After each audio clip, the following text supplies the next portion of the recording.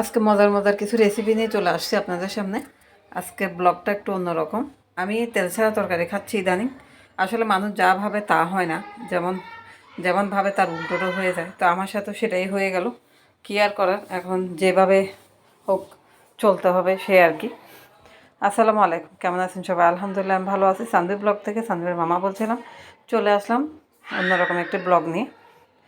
তো আশা করি আপনাদের কাছে অনেক ভালো লাগবে। আজকে আমি বেগুনের তরকারি রান্না করব, সেটাও আবার তেল ছাড়া। কারণ ইদানিং আমার শরীরের মধ্যে কিছু প্রবলেম দেখা দিছে। টোটালি ডাক্তার আমাকে নিষেধ করছে মানে তেল আর মশলা অ্যাভয়েড করার জন্য। কোনো ধরনের তেল আর মশলা আমি খেতে পারবো না, কিন্তু তারপরে আমাদের তেল খেয়ে একটা অভ্যাস হয়ে গেছে। তো একদম টোটালি তেল ছাড়া তো চলতে পারি না। কিন্তু আজকে 15-20 দিন হবে শরীরের মধ্যে কিছু প্রবলেম হয়েছে, মানে গ্যাস্ট্রিকের প্রবলেম এত মাত্রা হয়ে গেছে যে আমি এখন তেল খাবার ভাজি কোনো কিছু মুখে দিলে আমার কাছে অস্বস্তি লাগে। আমি মানে আমার শরীরের মধ্যে কিছু প্রবলেম দেখা দেয়। তো কী আর করার, ডাক্তার যেহেতু বলছে খেতে তো হবে। তো এখন আমি আপনাদেরকে যেটুকু পারি, আমার সামর্থ্যের মধ্যে যতটুকু আছে আপনাদেরকে ভিডিও দেওয়ার চেষ্টা করি, যে একটু ভালো ভালো রেসিপি ছাড়বো, সেটা ভিডিও দিব। কিন্তু দুঃখের বিষয় সেটা আর হচ্ছে না। কারণ এখন আমি তেল মশলা অ্যাভয়েড করে আমি তরকারি রেসিপি ছাড়তেছি। জানি না আপনাদের কাছে কেমন লাগে। তবে আমার মতো অনেকেই আছেন যাদের একদম তেল খাওয়া সম্পূর্ণ নিষেধ, মশলা খাওয়া সম্পূর্ণ নিষেধ। তারা তো অবশ্যই খাবার খাচ্ছে, না খেয়ে তো নেই। আশা করি আমার রেসিপিগুলো আপনাদের কাছে খুবই ভালো লাগবে এবং খেতেও ভালো লাগবে। হঠাৎ করে যারা, আমরা তো বাঙালি, আমরা খেতে পারবো না। পাহাড়িরা যেমন তেমন তেল ছাড়া খাবার খেয়ে অভ্যস্ত, তো তাদের সেটা হয়, আমাদের সেটা সইবে না। তারপরে আমি যে তরকারিগুলো রান্না করি মুখরোচক, আশা করি আপনাদের কাছে অনেক ভালো লাগবে। আমি তো নিজেই খাচ্ছি, আমার কাছে ভালোই লাগতেছে। তো এই আর কি। তো সব বেগুন কেটে নিলাম, এদিকে পেঁয়াজ রসুন সব কিছু কেটে নিচ্ছি। রসুনের পরিমাণটা কম দেবো এখানে, আমি একদম সব কিছু কম কম ব্যবহার করতেছি। আপনারা খেয়াল করবেন আমার রান্নার মধ্যে। কিন্তু আমি একটু ঝাল বেশি খাওয়ার কারণে ঝালটা আমাকে একটু বাড়িয়ে দিতে হয়। কিন্তু পেঁয়াজ রসুন সব মশলা সব কিছু কম। আর পেঁয়াজের মধ্যে প্রচুর পরিমাণে গ্যাস, এটা না অ্যাভয়েড করাটাই উচিত। শরীরে সুস্থ রাখতে হলে যেভাবে মানে ডাক্তার বলে সেভাবে আমাদের চলতে হবে। আর এই নিয়মগুলো যদি আমি আরও আগে মানতাম, হয়তো আমার এই প্রবলেমটা হতো না। কি আর করা, হয়ে যেত গেছে। এখন নিজেকে মেনটেন করা, শরীরের ওজনও বেড়ে গেছে, সব কিছু কমানোর দায়িত্ব এখন আমার নিজের, যতই কষ্ট হোক। তো আমি আগে বেগুনটা বসিয়ে দিলাম ধুয়ে। তারপর এখানে আমি একটা শুটকি দিয়ে দিলাম। তারপর থেতো করা রসুন আর কাঁচামরিচ দিলাম, টমেটো দিয়ে দিলাম, একটু হলুদের গুঁড়া দিলাম, আর একটু লবণ দিলাম। আর কোনো কিছুই আমি দিব না। আর একটা টমেটো দিয়ে দিছি। এটাকে ভালো করে হাতে মাখিয়ে নেব, এমনভাবে মাখাবো যাতে রসুনের স্মেলটা সব দিকে ছড়ায়। তারপর এখানে আমি একটু করে হাত ধুয়ে পানি দেবো, শুধু এইটুকুই দেবো, শুধু বেগুনটা সিদ্ধ হওয়ার জন্য। তারপর ঢাকনা দিয়ে দিলাম। এদিকে আমি ডাল আর আলু সিদ্ধ দিয়ে দিছি।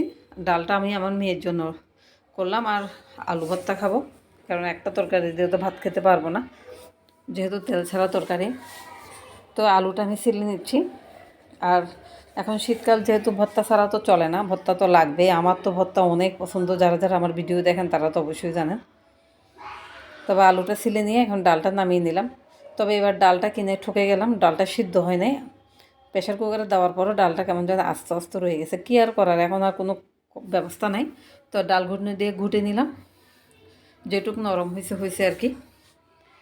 ডালের পানিটাই তো উপকার, এই জন্য আর কিছু করলাম না। তো এখানে আমি টমেটো দিয়ে দিলাম, আর হচ্ছে একটু হলুদ দিব, আর কোনো কিছুই ব্যবহার করব না, যেহেতু আমার মেয়ে পেঁয়াজ রসুন খায় না। আর একটু ধনেপাতা দিয়ে দিলাম, আমি এটা পাঁচফোড়ন দিয়ে তেলের মধ্যে দিয়ে দেবো। এই তো আমার বেগুনটা হয়ে গেছে। এত সুন্দর স্মেল আসতেছে কি বলবো। আর ধনেপাতাটা ছড়িয়ে দিলাম।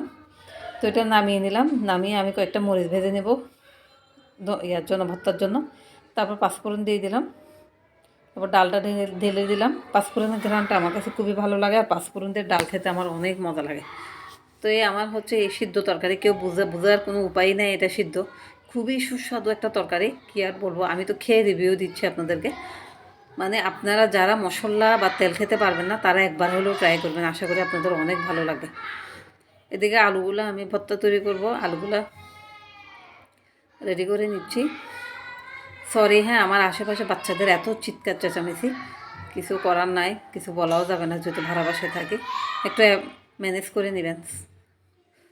তো ভর্তাটাকে ভালো করে হাতে ম্যাশ করে নিচ্ছি। তারপর ভালো করে কাঁচা শুকনো মরিচ আর পেঁয়াজটা করে নেব। শুধু আমি পেঁয়াজের পরিমাণটা একটু ভর্তার মধ্যে বাড়িয়ে দিছি, তবে সামনের বার থেকে আরও কমিয়ে দেব। তারপরে এই ভর্তাগুলো ভাগ করে করে নিচ্ছি। আমার কাছে আলুর ভর্তার কথা বললে আমি মাথা আমার খারাপ হয়ে যায় অলরেডি, এত ভালো লাগে কেন আমি নিজেও জানি না। এই যে আমার ডালটা হয়ে গেছে। তারপরে এখন মেয়ের বাবাকে খাবার দিয়ে দিলাম, আমরা একটু খেতে দেরি হবে, তো সেই জন্য এই খাবারগুলো আজকে দুপুরের খাবার আলু ভর্তা, বেগুন তরকারি, ডাল। আমার কাছে কিন্তু আমার খাবারগুলো অনেক ভালো লাগছে, আশা করি আপনাদেরও ভালো লাগবে রেসিপিটা।